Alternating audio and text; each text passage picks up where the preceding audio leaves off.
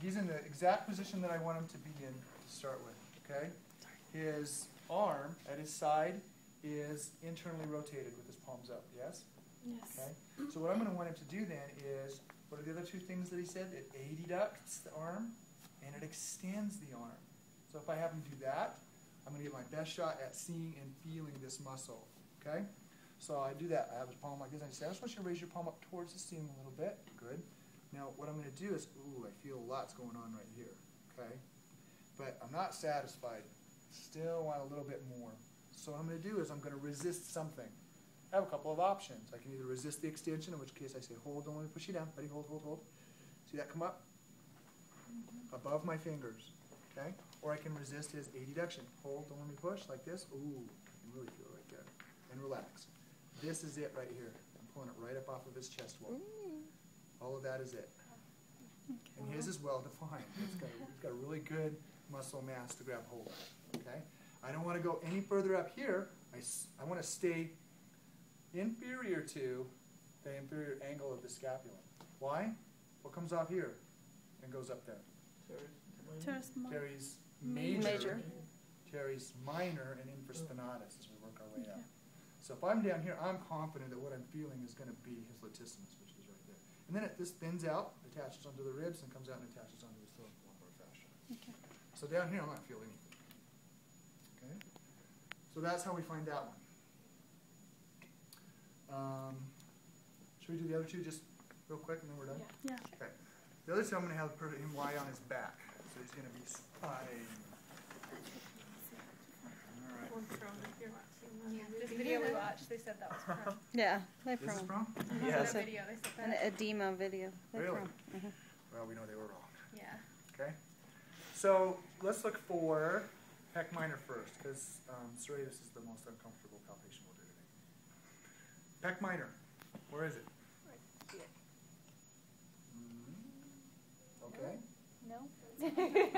Tell me origins and insertions. Oh, okay. Corporate process is the It's the insertion. insertion 3, 4, 5 ribs. near the costocardium. Okay. Very good. So we saw it right up deep to pec major, right on here, come up there. So what am I going to look for? Where do I want to start? Coracoid process. Because I already found that before, didn't I? Okay. Oh gosh. And that's it right there. Okay. And what I'm going to do is I'm going to put my fingers. I find the coracoid process right here. I roll my fingers medially and inferiorly at a 45-degree angle. I should be right on that strap-like tendon that we see in the cadaver, right? If I'm right here. Yes? Yes. Okay. Then I'm going to put his hand down to the side like this with my finger right there. And then I'm just going to have him lift his hand just a tad up off like that. Okay? And I feel it right there. Okay, between my fingers. And relax. Okay, one more time. Right here. Lift up just a little bit, just a tad. Very good. It's right there. Why do I have him lift his arm? That's a shoulder what? Elevator. Flexion. Oh, flexion. Okay? Oh, Is it a flexion. flexor of the shoulder? No. No. What does it do? Shoulder. It's just shoulder protraction. It's the one that pulls both way, this way from the back and around. Okay. It helps to protract the shoulder, right? If I have him come too far up, he's going to come into a rotation, right? An outward rotation. If he comes out this way, he's going to come into an outward or upward rotation. But the pec minor is a downward rotator, right? So it won't want to be active. So if I just have him lift a tiny bit, the very first part of the rotation of his scapula is a protraction. Just the first few degrees. So he just lifts his hand up just a tiny bit. Does that make sense to you? Okay. You don't have to lift my hand. So that's how we do pec minor. Because you'd probably feel better if you did. What's something else we could do? What else do we know that it does? Does anal rotation? Depression. Depression. So what if I do this? What if I find his coracoid, I drop down into that little interval right there, and I have him reach towards his toes? It comes up too, right there. One more time, reach towards your toes. There we go, right in there. Okay. So I can feel it with either of those motions, either that just raising up a tiny bit or reaching down towards his toes with his hands up off the table. He needs to come out just a tad so that he's really working. Otherwise, he's just sliding his hands like this. I may not get the activation that I want. So I have several options there, don't I? But the one thing that I cannot vary from is I have to have my fingers where I know the muscle or the tendon is going to be. And this, finding the tendon of this, by the way, is the start of a procedure that we're going to use increasingly as we move our way downwards towards the distal ends of both extremities. In the forearm, for instance, there is so much in there packed so close together that the only way I'm going to be confident about what I'm knowing is to go down into these tendons that I can see and distinguish like this and start identifying tendons. And if they're taut, is the muscle working? Yes. That's my inference that I get to draw. Right. So we're starting that with this. We're finding a tendon, not necessarily a muscle down there. We excited about that? Yes. Just keeps getting better. Okay? So there's that. Now let's do next. No, I'm just trying to find out why I'm like missing a muscle. Oh, the You're not. polaris longus? Like why you can see it go from up and down. And That's up and your flexor digitorum superficialis, but we'll get to that. Okay? Here we go. We will. Okay. Now we're going to find serratus. Okay? Where is serratus? Origins insertion. Vertebral border of the scapula on the anterior side.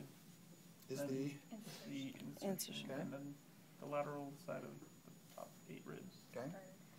So we saw in the cadaver the fingerlets, right? To go out in there. They're fairly thin, aren't they? And even in someone who works out well, we're still not going to be able to find them like bulging up like fingers necessarily. You may, but not in our normal, regular patients. Okay?